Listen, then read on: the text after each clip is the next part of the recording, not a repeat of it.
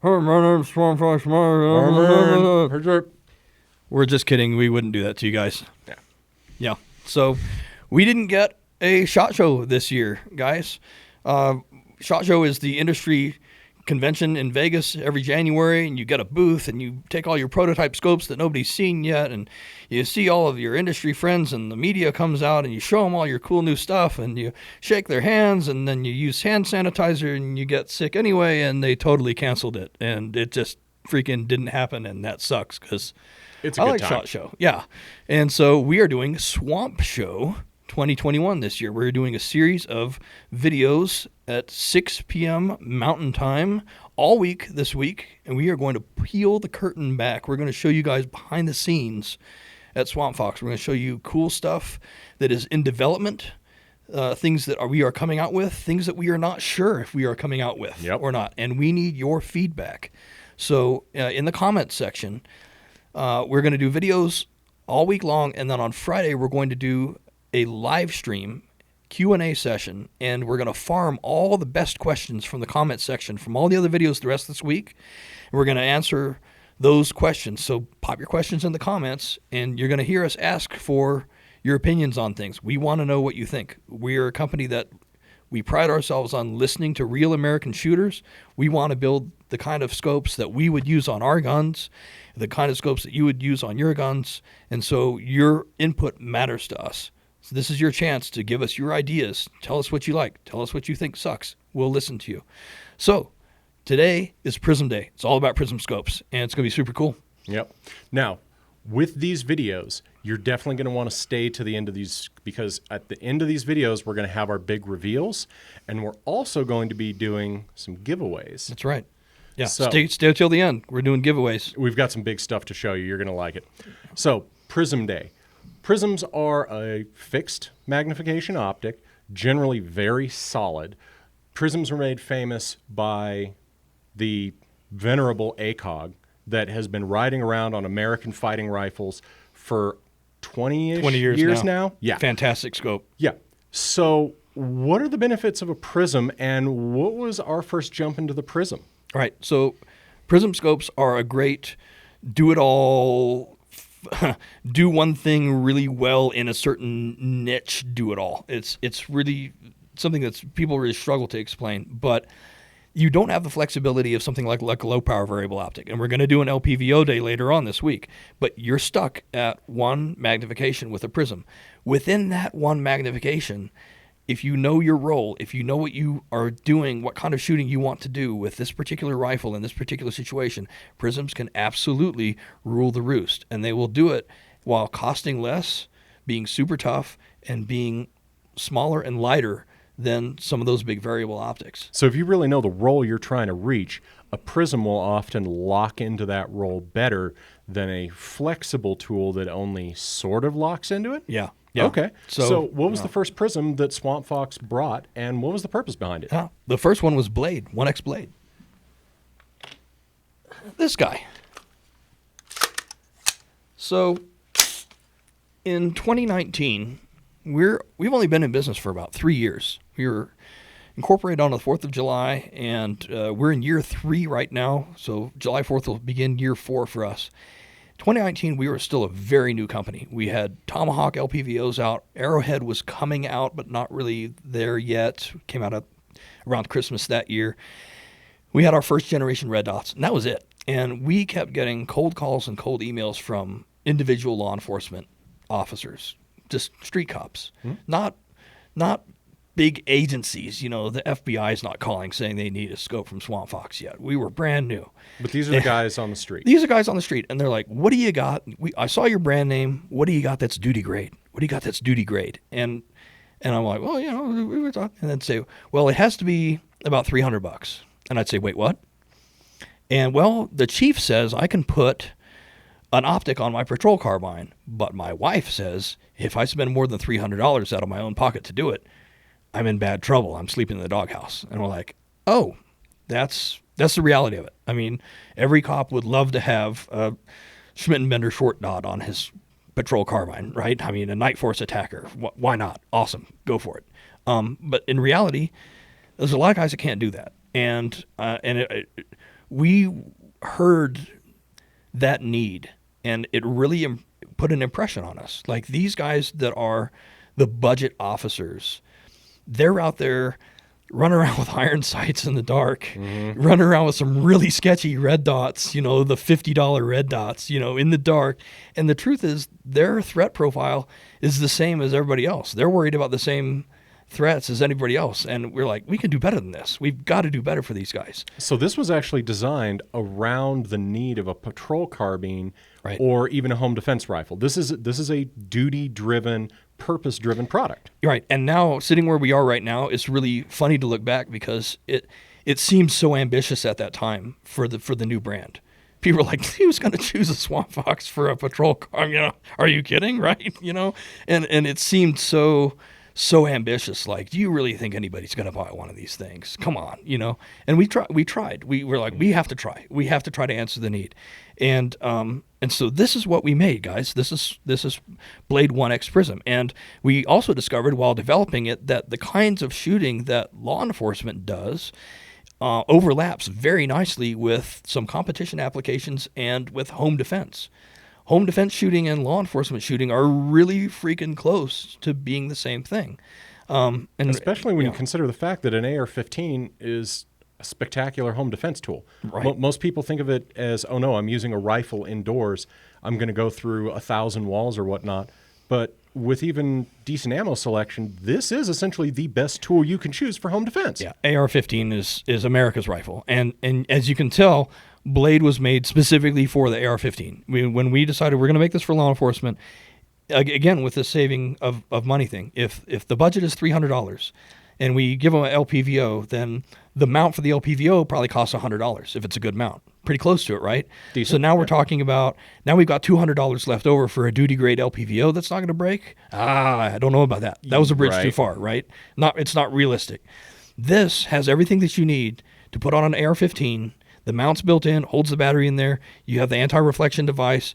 You have, everything comes with it in the box for MSRP $289, under $300. You put it on your AR, and it's perfect for the AR because that's what law enforcement uses. They use AR-15s, and sometimes M4 carbines. I mean, that's what it is in the United States. Yep. So we made this a very AR-15 centric optic, and it's very narrowly tailored. It's AR-15s in close quarters. That's what it does. Now, there's an extra thing that this does based on that close quarters requirement. Can you explain the Brc Reticle? Right. So we were talking to these police officers, and we're like, what do you want to see? If you could design a 1X Prism scope, what would you like it to be? And they said, well, it needs to work for everybody's eyes. I have astigmatism. It needs to work for my eyeballs. Okay, we got that figured out. We got an etched reticle in there. We got an adjustable ocular. We did all that stuff.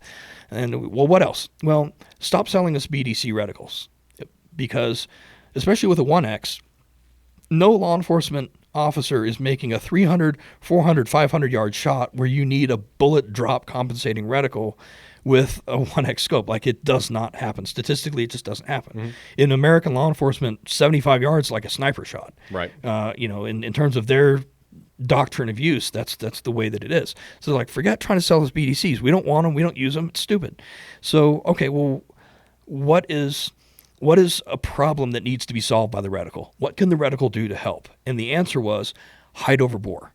So why don't you talk a little bit about height over bore, because you're really good at explaining that. Well, height over bore is the mechanical difference between what your optic is seeing and what your barrel is seeing. And until the two meet at whatever distance you've zeroed your carbine at, you're going to have that mechanical difference, usually around 2.5 inches or so. So you have this thing zeroed at 50 yards, like most people want to do these days. At 5 yards, you're going to have your rounds hitting around 2.5 inches below your point of aim. You need some way to either compensate for that, or you need to train to the point where your understanding of that height over bore is second nature, which only takes, a few thousand rounds in a right. few hundred hours? Yeah. That's easy to get these days, right? Right. I mean, that's the problem, is that, the traditional answer to height over bore problems is, well, join the SWAT team and go through the shoot house 100 times and learn your holds and learn to float that reticle high so you hit a little bit low. That's been the traditional answer. And more power to you. Like, hey, go for it, SWAT guys. Great. But as we've found out, SWAT guys actually like this too. This simplifies it, and it makes it more accessible for people that have not done those repetitions yet. They aren't at the level where they can sort of guesstimate and figure out their height over bore. This has holds in it that are not based on the bullet's flight path at all, because at 5, 10, or 15 yards where those holds are, all the bullets pretty much hit the same. There's no real opportunity for differences in bullet weight, ballistic coefficient, velocity. None of that stuff really matters at 5 yards. Yeah, it hits immediately. It's like a thunderclap. Boom. When you were testing this, you tested it on everything from 5.56 223, 7.62 both kinds of 300 blackout, 9s, 10 millimeters. I mean, you found out it didn't matter. It's just angular math. It totally doesn't matter. And what we're finding is that a lot of guys with PCCs in competition are really getting a kick out of these. You guys might want to check out the Ron 9mm channel. He has a video where he took a 9mm PCC and absolutely cleaned house in competition with it, because in his competition situation, he's a good enough shooter that he can game in advance. This target arrays at 5 yards, that target arrays at 15 yards, so I'm going to use this hold for these guys, and I'm going to use that hold for those guys. And then while everybody else is sort of trying to get those A-zone hits by floating their reticle high, he just goes ... and ... and he just hauls ass through the whole thing because he planned in advance. He knew. And, it may be difficult. The nightmare scenario for law enforcement is that hostage rescue shot. And you've got to figure out, okay, that guy, I think he's probably about 10 yards away. And you have to decide, okay, I'm going to use this hold. And that does take some mental calculation time. Like, I would hate being in that situation. But this is better than nothing. It's better than just a guess or an iron sight shot in the dark, right? Mm-hmm. But there's scenarios you can scenario out. If I'm a relatively new shooter and I've bought my first AR-15, I got a Colt 6920 before the panic hit, and it's going to be my home defender. I can measure out. There's 5 yards between my door to my bedroom and the corner of the bed. So the plan is something goes bump in the night, I'm going to grab this. The shake and wake technology is going to light up the illumination of the reticle for me, so I don't have to worry about that. I'm going to call 911. I'm going to hit my weapon light up on that door. I'm going to loudly announce that I have a firearm and to get out of my house. And if some a-hole comes through that door, I'm going to use that hold in the reticle. And you plan it out in advance, and you train it. You tell your wife, this is what you're going to aim with. And you've eliminated a variable. Like maybe 2.5 inches worth of offset doesn't really matter that much in that situation. We don't know, but maybe it's a huge critical difference, and you're not going to know, like, at that moment is a really crappy time to figure it out. Right? So anything you can do to eliminate variables and help yourself out in advance is worth doing for us. So we stretched it out, and we did the BRC, and it's been a huge hit, and there's really still nothing else like it on the market right now. That's awesome. Yeah. So there's something new with Blade this year. Traditionally, most prisms come in red and green. What are we doing new for 2021 with Blade? So these are already in stock. You can try one right now. Like I said, we pride ourselves on the fact that these work for anybody's eyeballs, right? If you have astigmatism like I do, if you have aging eyes like I do, you wear glasses, you can always keep the reticle sharp. The reticle can be sharp whether it's illuminated or not. But there was an exception to that. We were getting emails and calls from guys saying, hey, I'm colorblind. Red and green illumination does not do it for me. It looks like mud. It sucks. What do you got? What can you come up with? And so we have the Blade with Amber Illumination. So it's a golden amber illumination option. We've already got the first batch in stock, and we had to develop, I believe, a whole new emitter, right? You were part of that process. Yeah, so when we first went with them, it looked great, worked fantastic, but in really bright areas, especially going from a dark area into a bright area, it might wash out. So we developed a new LED to give us double the brightness on it. So if you need to crank this thing up in order to get that amber contrast on a bright area, we matched it. So we're literally trying to make what we would want to shoot and what you want to shoot. That's why we and it's really gorgeous. Out. We are hopeful that guys who even are not colorblind will get to experience the scope and will decide to adopt the scope and adopt that amber reticle color, because it's really nice. And it's the color thing is, unless you're colorblind, it's really a personal preference thing. I like green. Some guys like red. But the amber is a legit option. It really is. We did it right. Yeah, I'm really proud of us. I'm glad we went that way. Yeah. Now, once you've done 1X, where do you go from there? Right. So we had this. We released Blade. We were really pleased with the reception it got. People are adopting it. We're getting emails back. Oh, this thing has helped me out so much, and really good feedback. So we knew we hadn't screwed up. Like, we had a winner here. Mm-hmm. So engineering was like, hey, we can do a 3X. And I'll admit to you guys, I was kind of skeptical at first. I remember saying literally, like, why should we make a 3X Prism when we've got a 1 to 10 that's about to pop? We've got a 1 to 10 arrowhead that is almost ready for prime time. Why are you all looking into doing a fixed 3X? Isn't that kind of lame, right? And they said, well, we think it's really cool. It's going to have a 10-degree field of view. And what does that mean? Right, what does that mean? So the 10-degree field of view, so we talked about the ACOG, mm-hmm. the famous, tough, everybody loves an ACOG, mm-hmm. Fantastic optics. They have a 7-degree, the TA31, the classic 4X, has a 7-degree field of view. Okay. So we beat that by about 30% in Tryhawk. So I'm guessing that means how much you can see at a set distance, right? Right. So let's take a look at Tryhawk. Yeah.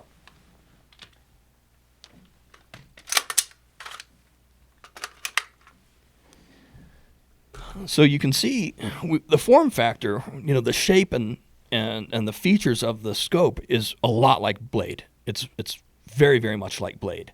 So we knew we had a good place to start. But it's bigger. It's about 3 ounces heavier. It's got bigger glass front and rear, and that 10-degree field of view is really magical. I remember one of my favorite days as an employee of this company is I got a prototype in the mail, which didn't look anything like this scope, by the way. It looks terrible. It was hand built, mm-hmm. But it came in the mail, and the part that mattered was the guts. The inside was what mattered. And I remember I picked it up and I looked through it, and I picked it up and I looked through it, and I went, oh shit. And that was literally the words that came out of my mouth, because it has a field of view of over 52 feet at 100 yards. So if you're looking through the scope at me, and I'm your target area, and I'm 100 yards away, I can take a tape measure, literally, and I can stretch my tape measure from 52 feet from side to side before I leave your field of view. That's a lot of information to gain at one moment. Right. So while it's not as good up close as Blade for those 5, 10, 15, 25, 50-yard situations, right, at 50 yards, this thing takes over. From 50 yards to, say, 300 to 400 yards, depending on how good your eyes are, okay, this thing rocks. It absolutely rocks in that medium range,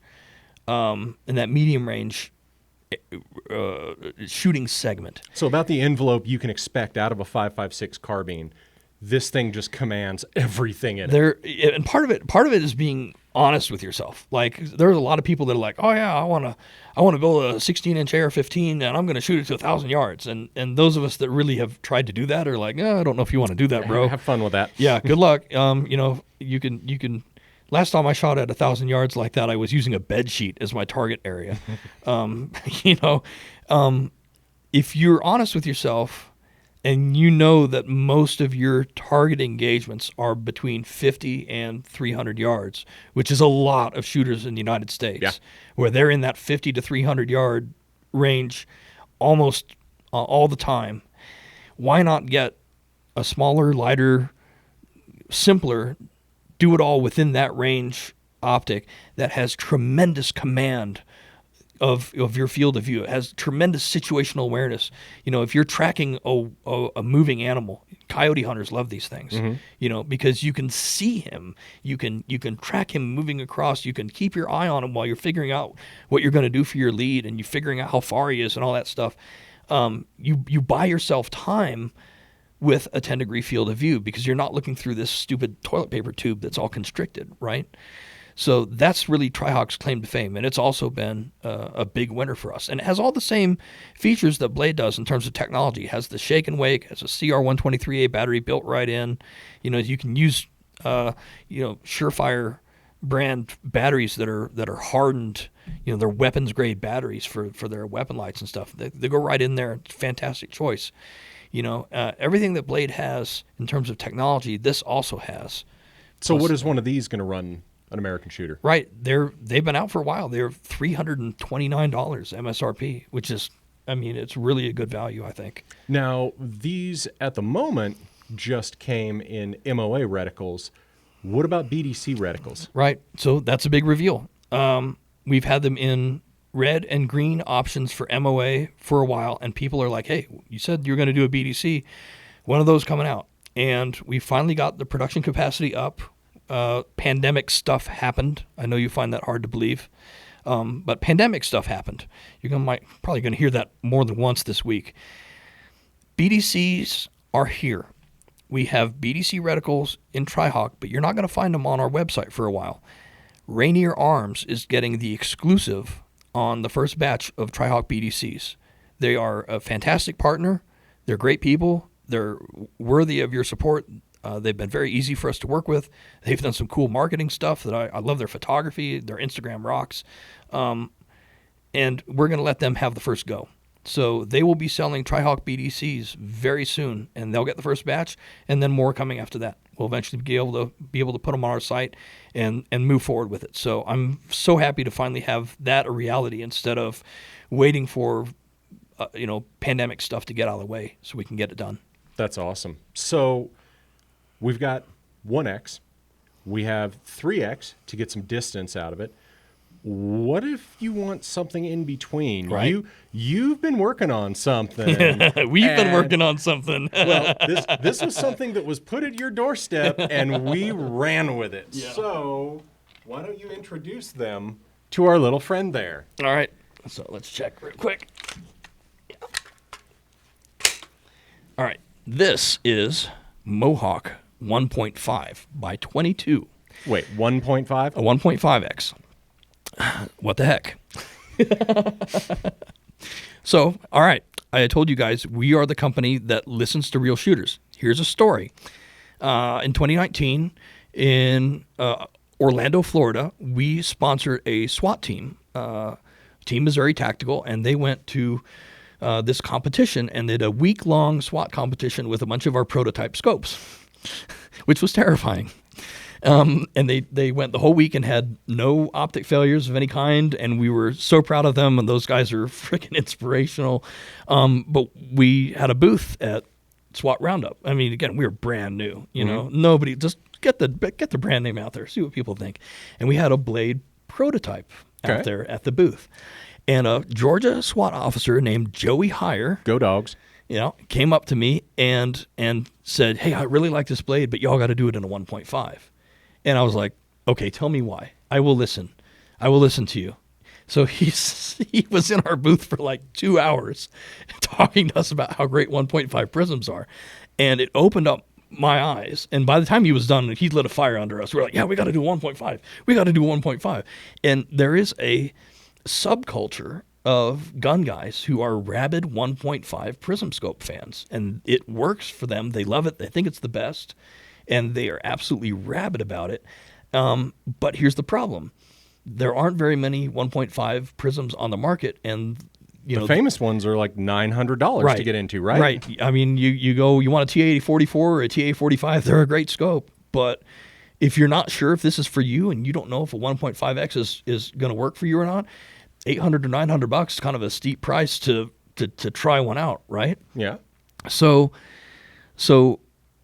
we wanted to take it a step further, take Blade a step further, use a stepping stone approach. You guys are going to hear that a lot from us this week. We're going to take stepping stones to get better and better and better incrementally. So we made Mohawk. You can already tell it's smaller than Blade. It's lighter than Blade. It's got some stuff that Blade didn't have. It's one step forward, and it's a 1.5.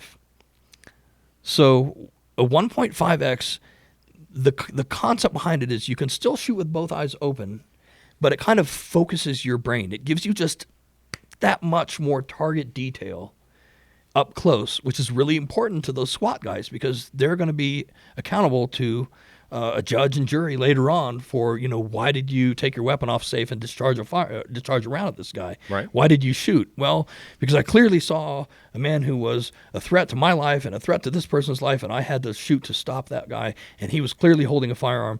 And with a 1.5x, you just get that much more detail drawn to your mind. You still have good peripheral vision, but it just kind of focuses you. Okay. And a lot of guys really, really, really dig it.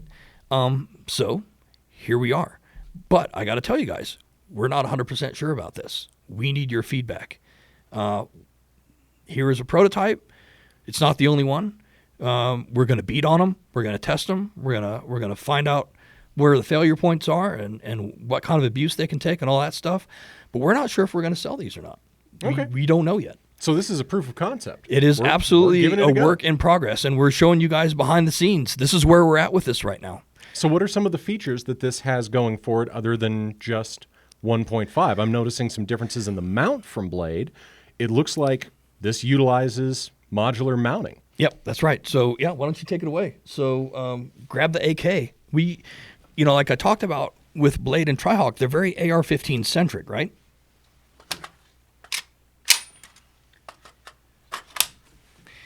So, okay, so here we have what looks like a relatively standard but still upgraded Kalashnikov platform. Yep, just your standard Romanian with bolt-ons, really. It's an M10, good AK. Nothing wrong with it, but Blade and Trihawk will not work on it. They sit way too tall. They're like way the heck up there. So the height over bore is more than it's meant to deal with. Well, Gotcha. You would need a super tall cheek rest that would go way up here. It's ergonomically goofy. Okay. And so, as you can see, this Mohawk has the low mount, and the one on the AR has the high mount. If we do these, they're going to come with both of those mounts in the box. We're not going to nickel and dime you to death on that. We'll give you both mounts in the box. And in addition, if you pull this mount off, the body itself is standard, industry standard microdot compatible body. Just like our Liberator. Right, exactly. So anything that works on your industry standard micro red dots is going to work on this 1.5x Prism. So I've got it on a RS Regulate mount here, which is a 1913 Picatinny with the low mount. But if I took this off and I put the T1 style mount from RS Regulate on here, I could actually make this sit lower, and I might even be able to get rid of that cheek rest if I really wanted to. It's set up fine the way it is for now, but you could actually theoretically get that scope even lower on the AK's mounting platform than it is in this particular rifle. And I want to give a shout out to RS Regulate. They've helped us with developing this. I kind of cold called them and said, look, you guys are the experts in making AR optics fit AKs. What if a scope company called you and asked for your help in developing a scope that didn't suck for AKs from the start? Would that interest you? And yeah, it did. So RS Regulate has been indispensable in trying to help us figure out how to make this thing AK friendly. What's the good eye relief for it? How should we do the mounting setup? All of those things. What do AK guys want? So thanks to RS Regulate for helping us out so far on this one. Now, some of the things that I'm also noticing about it is this looks more streamlined and actually even tougher than Blade. I'm really digging the fact that it has covered flush-mounted turrets. Yeah. I mean, everything about this looks tough. And that's something that any AK shooter is going to appreciate. Yeah. Oh, we're going to find out because we're going to beat on them. Yep. But yeah, I'd love to see if maybe they can zoom in or something and we can show them how nice these new flush turrets are. So you don't have turret caps anymore. You don't have to tether the turret caps to the scope body with little steel lines so they don't get lost. The waterproofing's built right into those. You can dunk it in water and it doesn't matter. It's going to be fine. The only disadvantage of this compared to the Blade, turn around to this side, is, as you can see, we're back down to a CR 2032 because we got rid of that giant battery that was in the mount that made it so super tall. Yep. And we're going to take a battery life hit on this one compared to the Blade and the Tryhawk. Now, we did figure out a solution to that, though, did we not? It's going to help. Go on, take it away. So, because so many people are concerned about battery life, having one with the optic seemed the next best thing. So, if we do make this guy, it's actually going to come with two different battery caps. One is going to be the narrower version that you see here. The other stands out slightly more, and it stores an additional 2032 battery in the battery cap. So if you get unlucky and your battery conks out on the field, you can switch it out without any tools. Yep. Yeah, that's going to be really helpful. Hey, there's no such thing as a free lunch when you're doing optics development. You got to give to get. You got to figure out what your priorities are. And in this case, we wanted to break out of that AK or AR-15 only mode and go to a modular mounting system. And that meant there was really no place, especially with a smaller and lighter scope, there's no place to put a CR123A in this thing. So we're back to the 2032 watch battery. But I think it's every optic is a balance of needs and wants and features, and I think this has a lot of potential. Yeah. But we need your feedback on it, guys. Is this something you're interested in? Would you buy a 1.5 Prism scope for your AK? Is that a legitimate option for you, or is this dumb and we should just go back to making more red dots or something with the same production capacity? Because we can only make so many things at once. Yep. Not everything is going to make the cut. It's just reality of it. So this little guy will get tested, and it will definitely get abused, but we need to know what you guys think. Yeah. And whatever questions you have about it, if we can, we'll answer. We don't know MSRP. We don't know a release date on it yet. We got to beat on it for a while first, right? But anything else, if we can figure out the answer, we'll answer it honestly. Yep. Yeah. Now, 1.5, that's cool, breaking out of the box. What if we want a Prism optic that gives us some more distance? Right. So, I'm kind of old school. You want to put this one back up? Sure. I'm kind of old school. I still like to subscribe to the old theory that you need one magnification power per 100 yards of engagement range. So like Tryhawk is awesome at 300 yards and the BDC goes to 500 yards, but I lose a little bit of confidence. If I've got a 3 power scope and I'm trying to reach out to 5, I'd rather have a 5 power scope. And then as distance continues to increase, I want the luxury of even more magnification, which is why we make things like 525s, Right. Like if I'm shooting at 800 yards, I want to crank that sucker up, right? Yeah. So at 500 yards, I really want a 5X Prism scope, really, to be comfortable. Makes sense. So that's why we're going to be bringing a 5x36 monster Prism.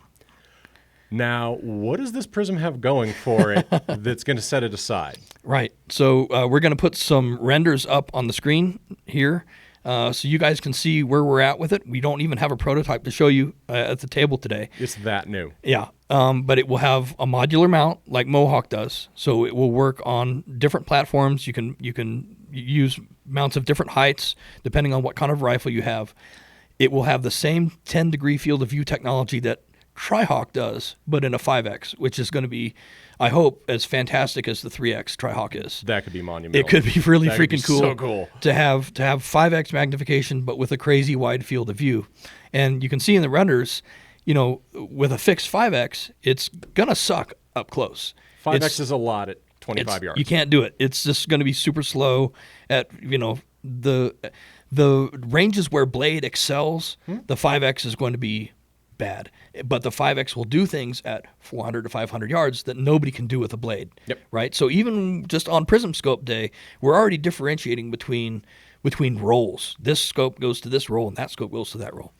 But we can have our cake and eat it too. We can do this.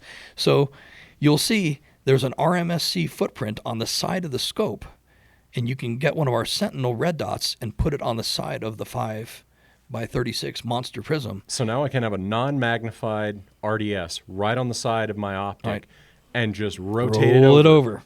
Just like a 45-degree offset mount. That's the idea. That's awesome. What do you guys think? Is that cool? Would you buy that?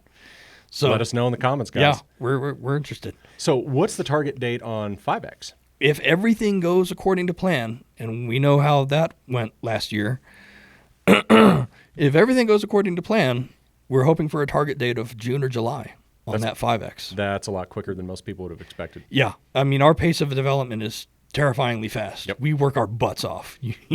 So you know it. That's really cool. Now we're going bigger. What does everyone love to do when it comes to newer, futuristic, Right. better? Where's the next space after 5X? So this is our big reveal at the end of this video here. So we are currently working on a series of 3 future micro Prism units, a 1 to 18, a 3 to 25, and a 5 to 30, without sacrificing the user experience of making them easy to look through and usable to look through. We are going to make these things as small and as light as we possibly can. That's the goal. Micro prisms. Everybody wants it to be smaller and lighter. You know, Blade and Trihawk are great, but they are full-size prism scopes. Yep. And, you know, again, we're talking about the 1.5. Everybody likes that 1.5 TA44. You know, it's really small and light. It's super cool. It's just $800. Yep. So can we take the stepping stone of Mohawk 1.5X and keep shrinking it down and make it smaller and lighter than ever? That's the next thing. And we're hoping to have something to show you guys on those in Q4. If everything goes exactly according to plan, they could be stocking stuffers because they're going to be small enough to fit in your stocking. That's awesome. Isn't that crazy? Mike, this is really exciting. Yeah. So Prisms are coming back, man. They really are. In a big way. Yeah. All right, guys. So this is day 1 of Swamp Fox Swamp Show. We do have one more thing to do for you. Yeah. We have given our viewers and our subscribers the opportunity to sign up for a giveaway, and it's time to do our first giveaway. So our first giveaway product of Swamp Show 2021 is this Blade Amber Reticle, which we talked about earlier. Yep. This will go to Troy Hoffer. Troy, this one's yours. Don't order one. We're giving you this one. Yep. You will get an email from us. Check your email tonight. Check your spam folder just in case. This is your blade with an Amber Reticle. That's really cool. I mean, literally gets an opportunity to try the new hotness in the blade line right off the bat. I know. Can we do any better? Yeah, we can. We can do one more. Let's do that. One more. Here it is. Tryhawk, BDC. Someone is not going to have to go to Rainier Arms. We love Rainier, but Derek Sutton. Derek Sutton, this is your Tryhawk. You don't have to go to Rainier and get one. We've got one for you right here. You're going to email. You'll get an email from us tonight. Check your email. We're going to get it sent out to you, man. How cool is that? Congrats to the And we're winners, just getting guys. started, guys. It's going to be like this all week. Super fun. This week is going to be crazy. You're going to want to hang around to the end of these videos. It gets big. Yeah. All right, man. Mike. So, guys, if you enjoyed this, make sure you tune in. We're going to be doing more of these videos each night this week, 6 p.m. Mountain Time. Stick around to the end because we have both big reveals and more giveaways to do. So if you like this video, hit like, make sure you subscribe to us to follow, and get your questions and comments down below. Yep. We want to hear what you have to say. Yep. Mike?